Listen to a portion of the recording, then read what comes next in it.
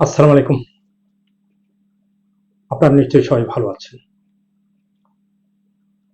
আজকে আমি আরেকটি কথা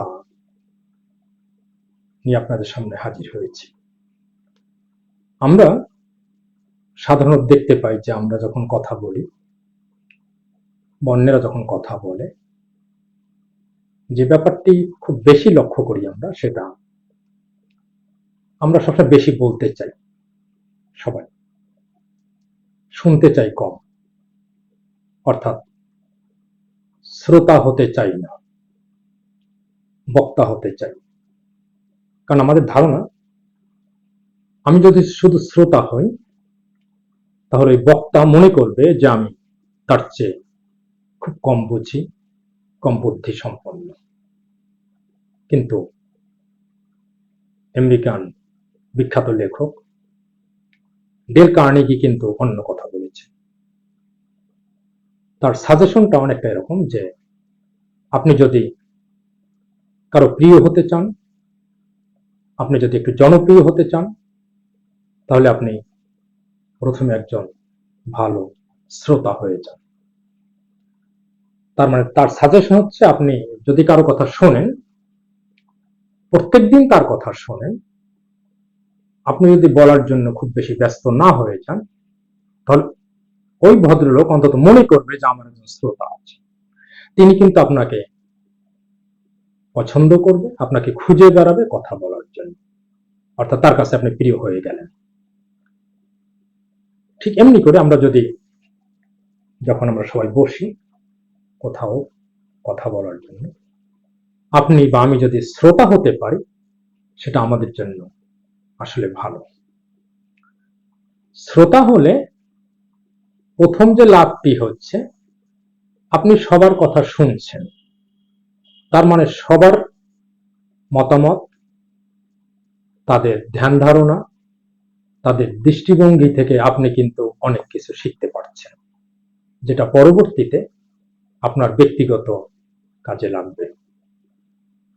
এবং এ প্রসঙ্গে আরেকটি ইংলিশ প্রভাব, সেটাও আপনাদেরকে একটু বলি। Silence is golden, speech is silver. এটা খুব বিখ্যাত একটি উক্তি। তার মানে আমরা শ্রোতা হওয়ার চেষ্টা করতে হবে। তবে আরেকটি কথা খুব আরো বেশি মারাত্মক। আমরা অনেক খুব খেয়াল করে দেখবেন, একজনে হয়তো কথা বলছেন, নিশ্চয়ই তার কোনো ব্যক্তিগত কথা, ব্যক্তিগত সমস্যা আপনাকে বলছে। আপনি তার দিকে তাকালেন না, আপনি আর একদিকে তাকিয়ে আছেন।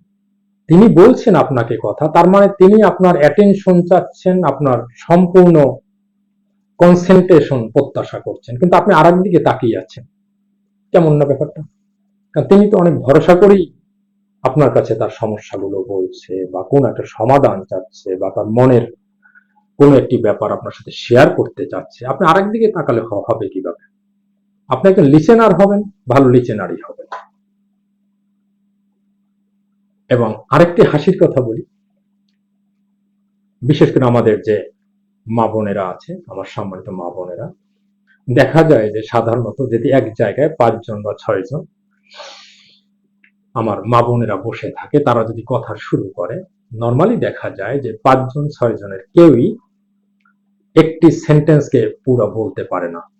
কারণ একজন বলা শুরু করলে একটা সেন্টেন্সের হয়তো 1/3 বা হাফ বলার সাথে সাথে আরেকজন আমার মা বোনরা কেড়ে নেয়। তার মানে দেখা যাচ্ছে যে ওই ৫-৬ জনের মধ্যে যতক্ষণই তারা বসুক না কেন, ১০ থেকে ১৫ মিনিট হয়তো বা কেউ একটি পুরো সেন্টেন্স বলতে পারে কিনা সন্দেহ। আমি খুব খুব ফানিলি বললাম, আপনারা ব্যাপারটা খুব সিরিয়াসলি নেবেন না। তার মানে মোদ্দা কথা হচ্ছে, আমাদের শ্রোতা হওয়ার অভ্যাস করতে হবে। আমরা যেন বেশি বেশি বলার জন্য ব্যস্ত না হই।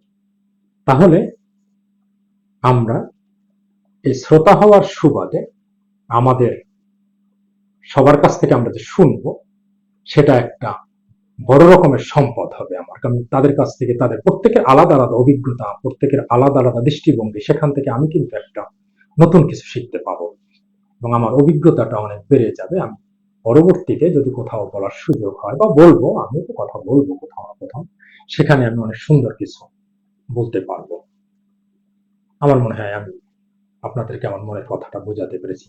তাহলে আসুন আমরা আগামীকাল সুন্দর সকাল থেকে একটু শ্রোতা হওয়ার অভ্যাস করি, কম বলার চেষ্টা করি। সবাই ভালো থাকবেন, সুন্দর থাকবেন। আবারও কোনো ভিডিও নিয়ে আপনার সাথে দেখা হবে।